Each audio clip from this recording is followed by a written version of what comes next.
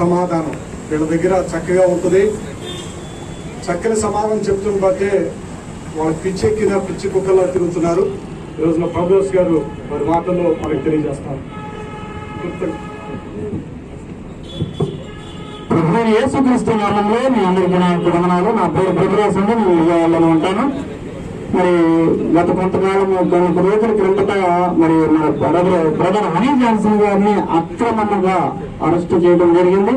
అదైతే మాత్రం సక్రమం అనేది మాత్రం కాదు అనేది ప్రతి ఒక్కరు కూడా తెలుసుకోవాలి. మొత్తం మాది అయితే ఈ రోజు మనం ఈ రీతిగా కూడుకోవడానికి కారణం అనేది హనీ జాన్సన్ బ్రదర్ అయినప్పటికీ కూడా రేపొద్దుగా మన ప్రతి ఒక్క క్రైస్తవులు కానీ, ఒక సంఘ సేవకులు కానీ, అలాగే ఒక విశ్వాసుడు ఒక నిజంగా ఒక భావజాలం కలిగి ఆలోచన చేసినట్లయితే రేపొద్దుగా మన రాబోయే తరాలకు మనం ఒక బాట వేసిన వారు అవుతాం అన్నమాట.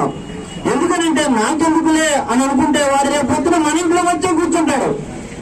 దానిని ఈ రోజు మనం ప్రతి ఒక్కరు కూడా ఖండించగలిగితే మనందరం కూడా ప్రతి ఒక్కరు కూడా డినామినేషన్ అన్నిటిని కూడా పక్కన పెట్టి మనందరం కూడా ఒక ఏకతాటిపైకి వచ్చి మనందరం కూడా మాట్లాడినట్లయితే ప్రతి ఒక్కరు కూడా మనమంటూ ఏంటో క్రైస్తవులు శాంతియుతంగా చేస్తున్నప్పటికీ వారి యొక్క హక్కులను సాధించుకోగలుగుతున్నారు అనే ఒక ఆలోచన వచ్చి వారు కూడా మరి కొంతవరకు వెనక్కి తగ్గడం జరుగుతుంది. ఈ రోజు మరి ప్రతి ఒక్కరు కూడా బొట్టు పెట్టి లేకపోతే మన యొక్క రాజ్యాంగంలో మనకు ఆర్టికల్ 25 ఏదైతే కల్పించిందో దాన్ని మనం ఆ యొక్క హక్కును మనం ఉపయోగించుకున్నప్పటికీ కూడా వారు మనల్ని బెదిరించగలుగుతున్నారు కానీ దానికి ప్రతి ఒక్కరు సరైనటువంటి సమాధానం అనేది చెప్పలేకపోతున్నారు.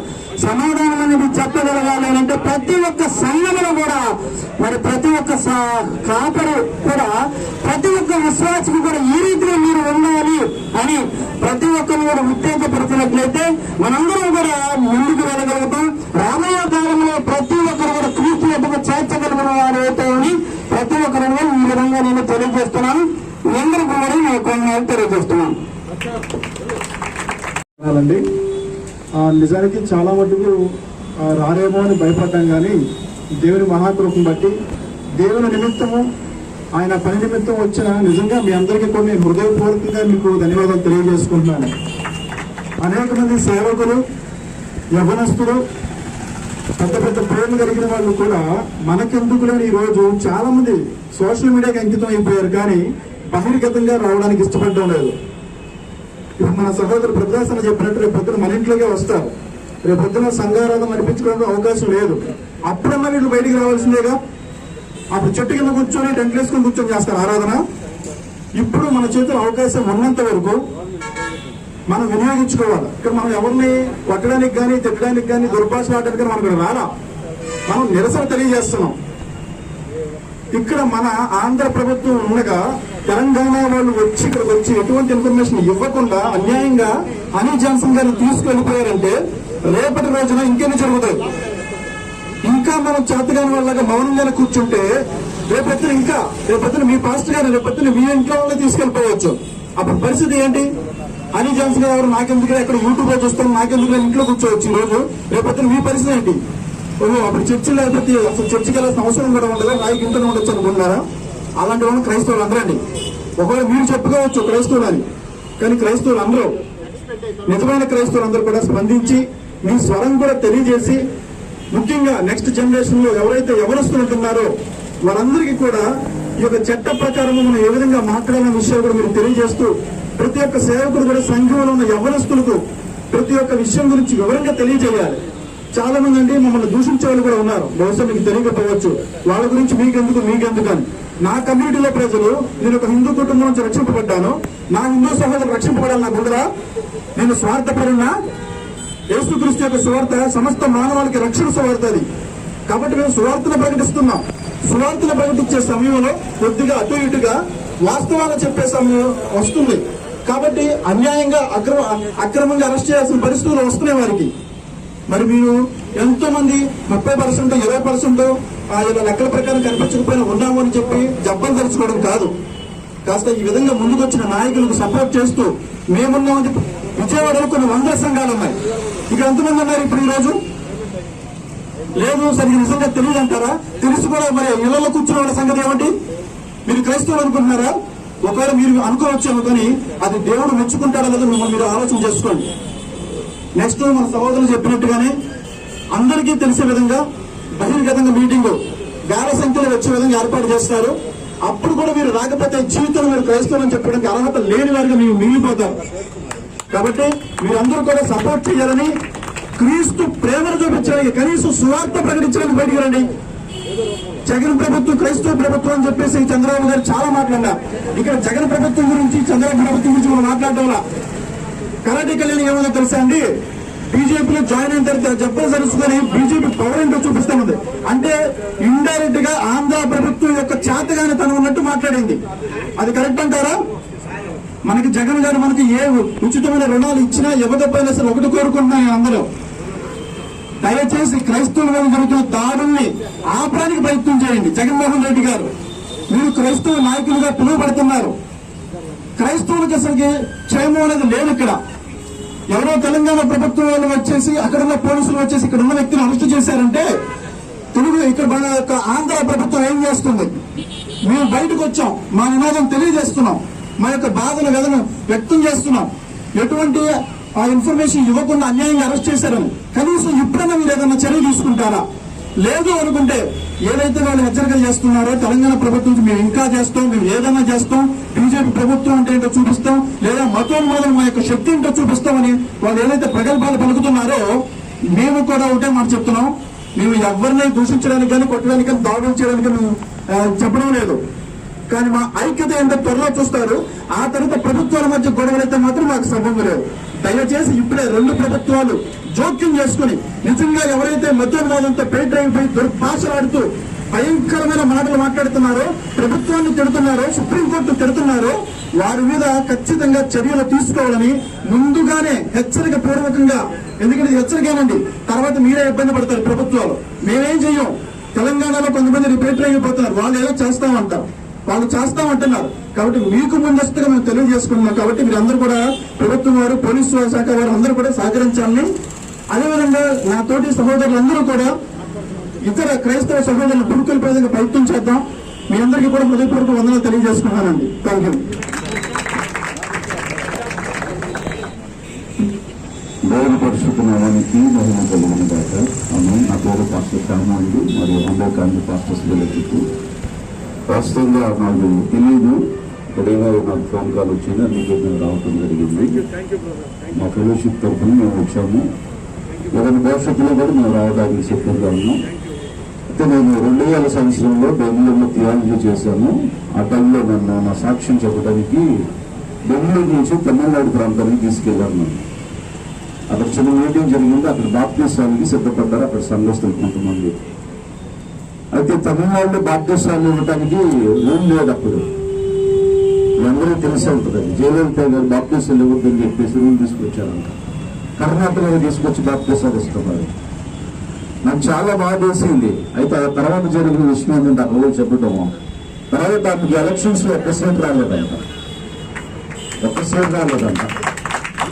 ఆ రూమ్ తీసుకొచ్చినటువంటి రాజ్యాలు, క్రైస్తవులకి విరోధంగా మాట్లాడినటువంటి ప్రభుత్వాలు, పోకటి వేళతో కూడా ప్రభు గమనించేశాడు. ఇది సజీవ సాక్ష్యం. ఇది 3వ చక్రవర్తి లాంటి రాజ్యాలు పెట్టుబడి పడ్డాయి, మీ ప్రభుత్వాలకు లక్ష్యం కాదు. కాబట్టి తెలంగాణ ముఖ్యమంత్రి కేసీఆర్ గారికి ప్రేమతో మేము తెలియజేసేదంటే, మీరు దళిత పక్షపాత అంటున్నారు, లేకపోతే ఏదో దళితుల నిమిత్తం చేస్తున్నారు, క్రైస్తవుల నిమిత్తం చేస్తున్నారు అంటున్నారు. కాబట్టి ఇటువంటి అక్రమ అరెస్టులను అడ్డుకోవాలని, క్రైస్తవులకి తగిన న్యాయం జరిగించాలని ప్రభుత్వాలతో మనం వేడుకుంటూ ఉన్నాం. అలాగే అక్కడ ఉన్నటువంటి బీజేపీ ఏదైతే ఉన్నారో, వ్యక్తులు ఎవరైతే ఉన్నారో వాళ్ళ ఆటలు కట్టించవలసిందిగా కేసీఆర్ గారు కోరుకుంటున్నాం. అలాగే మరి మా మీద లేనిపోయిన ముద్ర పడిందో నిజమో తెలియదు, కానీ మరి క్రైస్తవులకు వైసీపీ ముద్ర పడిపోయింది. అది అందరికీ తెలిసిన విషయం, బహిరంగ సత్యం అది. కాబట్టి అయ్యా జగన్ గారు, ఇది క్రైస్తవులకు అన్యాయం జరిగింది మన ఆంధ్రాలో ఉన్నటువంటి సేవకులకి. రాష్ట్రంగా మరి అనిల్ జాన్సన్ గారు పెట్టే కౌంటర్లకి వాళ్ళు ఉగ్గుపాలు గుర్తొచ్చేసి ఏం చేయాలో తెలియక ఈ రకంగా అడ్డదారుల ప్రభుత్వాన్ని, లేకపోతే ఉన్నటువంటి లక్ష్మణ్ లాలో ఉన్నటువంటి వారిని వారు వాడుకుంటున్నారు. నిజంగా ఆ సిద్ధనాల్లో అంత సిద్ధుల మీద ప్రారంభించాడు వారిని. వాడి మీద చూపించండి మీ ప్రతాపాలు ఏంటో. ఆ రాధానారాయణ దాసు మరి పచ్చిగా చెప్పాడు, నిజంగా యేసు తీసుకుని 3 మేకులు పీక్కోలేడని. మా తలలో జయజన్యులు కూడా కథలు వచ్చేసేటువంటి దినాలు రాబోతూ ఉన్నాయి. జాగ్రత్త. క్రైస్తవులను నిద్రపోతున్నటువంటి సింహాలు దయచేసి గుర్తుపెట్టుకోవాలి. ఎవరు కాదు, మన భారత ప్రధానమంత్రి మొట్టమొదటి మోదీ గారు అన్నారట ఈ మాటని, క్రైస్తవులు నిద్రపోతున్నటువంటి సింహాలని. మేమేం ధర్నాలు చేయం, లేకపోతే కొట్లాడడం, మోకాలు వేసి కన్నీళ్ళు వేసి ప్రార్థన చేస్తే, కన్నీళ్ళు వేసి ప్రార్థన చేస్తే రాజ్యాలు కొట్టుకుపోతాయి, ప్రభుత్వాలు కొట్టుకుపోతాయి. యేసుక్రీస్తు రాజ్య పరిపాలన జరగబోతా ఉంది. దానికి మేము ప్రతినిధులు జాగ్రత్త గౌరవించడం నేర్చుకోవాలని క్రైస్తవ మతోన్మాదులు ఎవరైతే ఉన్నారో, క్రైస్తవ వ్యతిరేక మతోన్మాదులు ఎవరైతే ఉన్నారో వారందరికీ ప్రేమతో సెలవిస్తూ ఉన్నాం. మా బ్రతుకులు నిజంగా మార్చింది బలవంతంగా కాదు. నిజంగా బలవంతం మత మార్పులు చేస్తే మా కారణం ప్రతిపక్షం అన్నాడు, క్రైస్తవులు బలవంతం మత మార్పులు చేస్తున్నారని. నిజంగా బ్రహ్మాండంగా మాట చెప్తే నిజంగా మీ అందరికీ బాధ్యతలు ఇచ్చేసాడు ఇక్కడ కాలంలో. నిజంగా ఒక కాలంలో బాధ్యతలు ఇచ్చేసేవాళ్ళం బలవంతంగా చేస్తూ. కానీ మా ప్రభు నేర్పించింది, మా బోధకుడు నేర్పించింది, మా తండ్రి నేర్పించింది బలవంతం కాదు, ప్రేమతో. మేము ప్రేమను గుర్తించాం, మాట్లాం. యేసు ప్రేమను గుర్తించాం. నేనే తమ్ముడు దుర్మార్గుడిగా రైతుగా బతికినటువంటి వ్యక్తిని నన్ను ఎవరు బలవంతంగా మార్చి నా బ్రతుకు మారేది కాదు. నా యేసు నా బ్రతుకులోనికి వచ్చాడు, నా బ్రతుకు మారింది. సో మీ బ్రతుకు కూడా మార్చడానికి నా యేసు సిద్ధంగా ఉన్నాడు. యేసునామంలో మీరు కూడా మారమని సిద్ధం కుదురుగాక. మా సహోదరులు అలీ జాన్సన్ గారిని తప్పుకోకుండా ప్రభుత్వాలు స్పందించి రిలీజ్ చేయాలి. అలాగే ఎవరైతే ఈ యొక్క నాయకులు ఉన్నారో దేవుడు వారిని ఇంత ముందుకు నడిపించాలని మనసారి కోరుకుంటూ మా వందకాలు ఫాస్టర్స్ ఫెలోషిప్ తరఫున మా మద్దతు తెలియజేస్తున్నాం. వచ్చిన మీ అందరికీ కూడా అంత సంబంధించినందరికీ వందనాలు తెలియజేస్తున్నాం. ఇప్పటి వరకు మాట్లాడిన మాస్టర్ గారు వారు మాట్లాడుతుంటే చాలా ఆనందంగా, ఉద్రేకంగా అందరూ చప్పట్లు కొడుతూ ఉద్రేకాన్ని ఎట్లా వ్యక్తపరిచారంటే చప్పట్లు కొడుతూ వ్యక్తపరిచారు. చాలా సంతోషం. మరి జరిగిన పరిణామం అనేది మనందరికీ తెలిసిందే.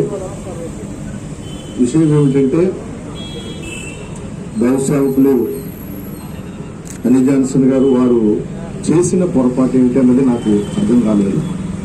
వారు చేసిన పొరపాటు ఏమిటి, ఎందుకు అరెస్ట్ చేశారు, అరెస్ట్ చేయడానికి వెనుక ఉన్న కారణం ఏమిటి? ఏమీ లేదు. మతాన్మోదులు వారు అడిగిన ప్రశ్నకి జవాబు చెప్పాడు. ఆ జవాబు సరైన జవాబు అయింది. ఆ జవాబుకి అటువైపు నుంచి తిరిగి ప్రశ్న లేకుండా పోయింది. ఇదే కారణం. వారు అడిగిన ప్రశ్న ఏంటంటే 2 ఏళ్ళు ఎంత అని అడిగారు. ఈయన 4 అన్నాడు. 4 అంటావేంటే అరెస్ట్ చేశారు. మరి ఏమనాలి అంటే వాళ్ళు చాలా ఆన్సర్లు చెప్పారు. ఒక ప్రశ్నకు ఒకే సరైన ఆన్సర్ ఉంటుంది. There can be only 1 right answer, so many wrong answers. కానీ ఈయన యాక్యురేట్ ఆన్సర్ చెప్పాడు. 2 ఏళ్ళు 4 అని సమాజానికి తెలియజేశాడు. యేసుక్రీస్తు ప్రభు వారిని గురించి వాళ్ళు రకరకాలుగా ఆరోపణలు చేస్తుంటే వాటికి జవాబు చెప్పారు. గడిచిన కాలంలో వారు పెట్టినటువంటి లైవ్ పోస్టులు కానివ్వండి, ఫేస్బుక్ లో కానీ, యూట్యూబ్ లో కానీ, వాటన్నిటిని కనుక మీరు గమనించి కనుక చూస్తే వారు మాట్లాడిన మాటలు క్రైస్తవుల యొక్క ఆలోచనలు కానీ, వారి యొక్క ఆత్మాభిమానం కానీ దెబ్బతీసే విధంగా ఇతరుల యొక్క ఆలోచనలు ఉన్నాయి. ఏమి రౌద్రంగా మాట్లాడడం లేదు. జరిగిన విషయాన్ని మాత్రం తేటగా చెప్తా ఉన్నాను. వారు మాట్లాడిన మాటలకు మనోభావాలు దెబ్బతిన్న మాట వాస్తవం. దాన్ని సరిచేయటానికి, దానికి సరైన జవాబు చెప్పటానికి పూనుకొని వారి గౌరవ మత గ్రంథాలను ఎత్తి వాటి నుంచి జవాబు చెప్పాడు ఆయన. జరిగినవన్నీ కనుక మీరు చూస్తే ఇదే జరిగింది.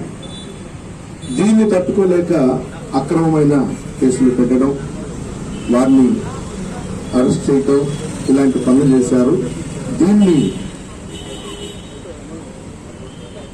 కాపర్లందరి పక్షంగా చాలా చాలా తీవ్రంగా ఖండిస్తున్నాం. ఆ తరువాత జరిగేటటువంటి పరిణామాలు ఎలా ఉంటాయో తెలియదు. కానీ చాలా శాంతంగా మాట్లాడుతూ ఉన్నాం.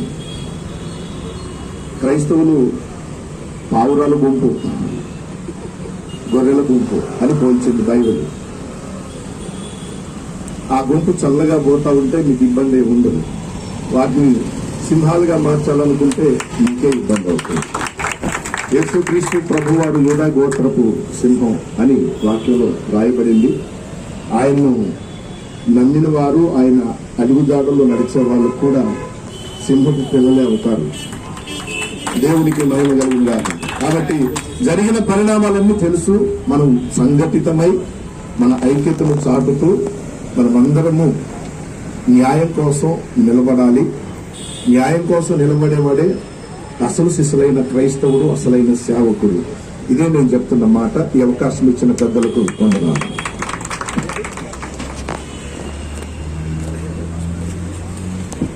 యేసుక్రీస్తు నామంలో కూడి వచ్చిన నా తోటి క్రైస్తవులందరికీ నా హృదయపూర్వకమైన వందనాలు. అందరికి వందనాలు. వేదికను అలంకరించిన పెద్దలందరికీ వందనాలు. నా పేరు పాస్టర్ నెహెమియా. గుంటూరులో సేవ చేస్తూ ఉన్నాను, యోగా మినిస్ట్రీ. ప్రభు మరి ఈ ప్రత్యేకమైన సమయంలో మనందరినీ ఇక్కడ ప్రవేశపెట్టారు. మనందరం ఎరుగుదాం. దైవజనులైనటువంటి హనీ జాన్సన్ గారిని మరి వారు అక్రమంగా కేసులు బనాయించి గడిచిన కొద్ది దినాలుగా వాళ్ళు ఇబ్బంది పెట్టడం, నాకు బైబిల్ గ్రంథంలో ఒక వాక్యం ఎక్కువగా జ్ఞాపకం వస్తూ ఉంది. మనం దేవుని వాక్యంలో చూస్తాం. ఆ ఊరిలో కరువు బాగా ఏర్పడినప్పుడు ఆ ఊరి మీద ఆధారపడే కొంతమంది 4 కుష్టు వ్యాధి కలిగిన వాళ్ళు దూరంగా ఊరికి జీవనం కొనసాగిస్తూ ఉన్నారు.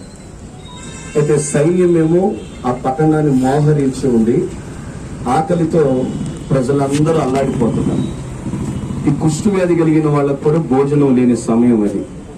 వాళ్ళలో ఒకడు లేచి అంటాడంట, ఇక్కడ ఉంటే మనం కరువుతో చనిపోతాం, మనం లేచి శత్రు సైనిక బలగాల దగ్గరికి వెళదాం, బ్రతకనిస్తేనేమో కడుపు నిండా తినొచ్చు, లేకపోతే ఆ రోజుతో మన కథ అంతమైపోయిందని 4 అనుకున్నారంట. ఆ 4లో మొదట ఒక కుష్టు వ్యాధి కలిగిన వ్యక్తి వేసిన అడుగుల వల్ల ఈ మిగతా 3 కూడా ఆయన వెనకాలే వెళుతున్నారంట. మీరందరూ ఎరుగుదురు, కుష్టు వ్యాధి కలిగిన వాళ్ళంటే సరిగ్గా కాళ్ళు చేతులు ఉండవు, వాళ్ళకి నడవటమే చాలా కష్టం. కానీ ఆ 4 కలిసి కాళ్ల శబ్దంతో వెళుతుంటే దేవుడు వాటిని విస్తార సైనిక బలగాల శబ్దంతో నింపాడు. Praise the lord. వెళ్ళింది 4. వేల రథాలు గుర్రాలు వస్తుంటే ఎటువంటి శబ్దం వస్తుందో అంత భీకరమైన శబ్దాన్ని దేవుడు శత్రువులకు వినిపింపజేసిన కారణాన్ని బట్టి ఆ శత్రు స్థావరాలన్నీ విడిచిపెట్టి పారిపోయారు. ఇంతకాలం మనం కూడా మౌనంగానే ఉన్నాం. ఇప్పుడు కూడా మనమేం గొడవలు గెరావులు చేయడానికి ఇష్టపడట్లేదు. మనకు బైబిల్ అది నేర్పల. ఇతర మనోభావాలు దెబ్బతీసే కాంక్ష కూడా మనకు లేదు. కానీ తోటి దైవ సేవకుడుగా నేను మీ అందరితో ఒక క్రైస్తవుడిగా చెప్పేది ఏంటంటే, సునామీ వచ్చినప్పుడు సముద్రం ఉన్న ప్రతి స్థలంలో వచ్చింది. ఇప్పుడు సమస్య వచ్చింది, సంఘం ఉన్న ప్రతి చోట కూడా ఏదో ఒక దినాన తప్పకుండా సమస్య వస్తుంది.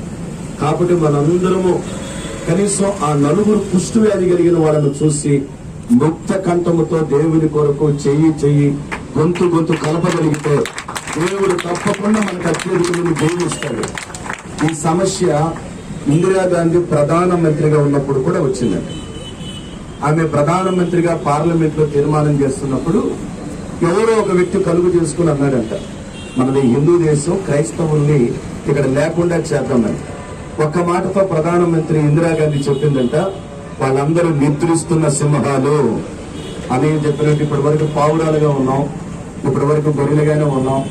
మనమేం గొడవలు గెరావులు చేయొద్దు, కానీ దేవుని పేరట మనందరం చెయ్యి కలిపి గొంతు కలిపి ఇప్పుడు ఎలా బాధ్యతగా టెంట్ కింద ఉన్నామో అలాగే మన అందరం రాష్ట్రంలో ఏకం అవ్వగలిగితే తప్పకుండా ఈ విషయంలో దేవుడు మనకి జయమిస్తాడు, సేవకులకు విడుదలిస్తాడు. ఎంత తాపంలో, వేడి తాపంలో కూడా మనందరం ఏక మనసుతో ఇక్కడ కూడుకున్నాం గనక మనం ప్రారంభించిన పనికి దేవుడు జయము కలిగిస్తాడు. అందరి వందనాలు. సమయం ఇచ్చిన బెని అనే గారికి హృదయపూర్వక వందనాలు తెలియజేస్తున్నాను.